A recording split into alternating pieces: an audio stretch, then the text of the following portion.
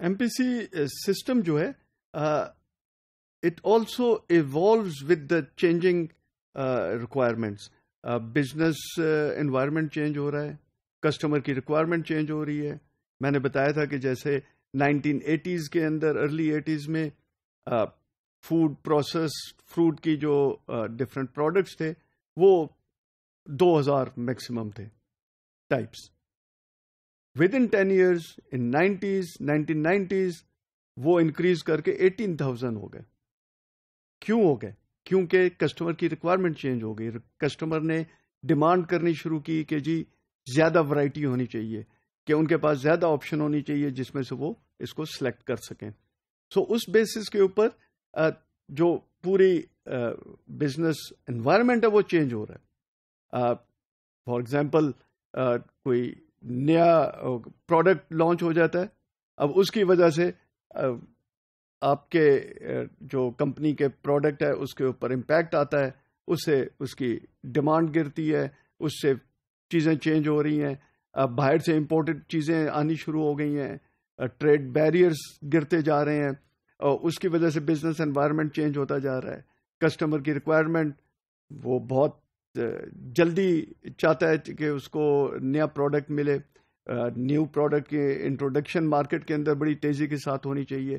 تو اس کے بیسس کے اوپر اگر ہم دیکھیں تو جو ہم 70s میں ایم پی سی سسٹم تھا, اب وہ ایوالو ہو کر اس میں چینجز آ کر اب 2016 کے اندر بالکل ڈفرینٹ سسٹم بن گیا. سو یہ جو ایم پی سی سسٹم ہے یہ ایوالو ہوتا ہے, اٹ شوڈ ایوالو. ہم اسی کو لے کر نہیں چلیں گے جو کہ 70s میں تھا.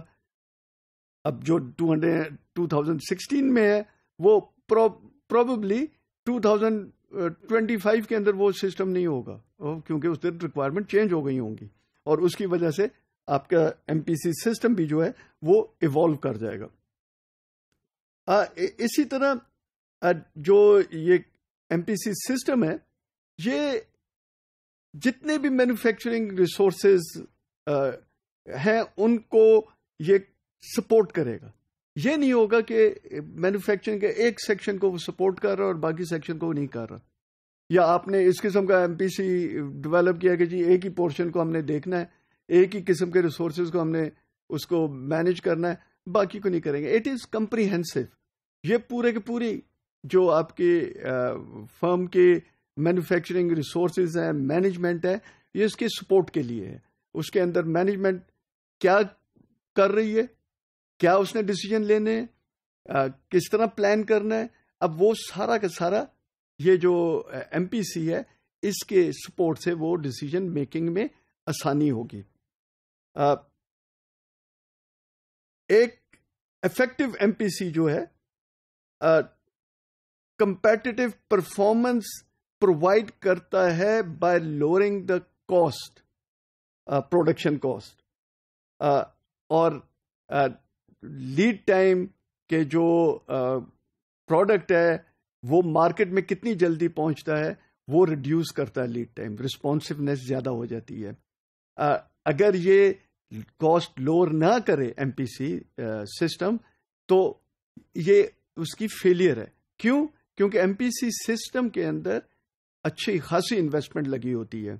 اگر وہ یہ کاسٹ وغیرہ ریڈیوس نہیں کر سکتا, کسٹمر سروس زیادہ بہتر نہیں کر سکتا بائی ریڈیوسنگ لیڈ ٹائم اور رسپانسونیس زیادہ نہ کرے, تو اس کا پھر فائدہ نہیں ہے, کیونکہ وہ پھر ایک جو انویسٹمنٹ کی گئی ہے اس کے اوپر ریٹرن جو ہے وہ نہیں مل رہا, جو کہ وہی انویسٹمنٹ کہیں اور کی جاتی تو اس کا ریٹرن ملتا.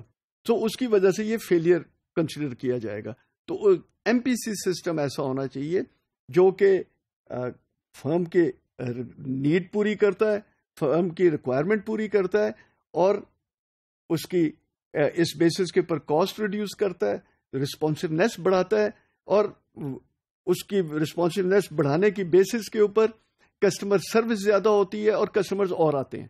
سو یہ ایک سائیکل چلے گا اور اس کی وجہ سے کاسٹ ریڈکشن ہوگی تو ہی ایم پی سی سسٹم کا فائدہ ہے. جب فرمز کے پاس میں نے بتایا تھا کہ ای آر پی اگر امپلیمنٹ ہوا ہے تو جو ایم پی سی سسٹم جو ہے وہ اس کے ساتھ انٹیگریٹ ہونا چاہیے اور سپورٹ اس کے سارے فنکشن پلاننگ کو ای آر پی کے فنکشن پلاننگ کو سپورٹ کرے یہ ایم پی سی. سو ان دونوں کو انٹیگریٹ ہونا چاہیے سو دیٹ جو فرم کے لیے ریسورسز کی پلاننگ ہو رہی ہے وہ صرف ایک ہی ایریا میں محدود نہ رہے اور بلکہ ای آر پی کے تھرو وہ سارے کے سارے ریسورسز سارے انٹرپرائز کو وہ اس کا پلاننگ کر سکے اور اس کو بہتر سپورٹ پرووائڈ کر سکے.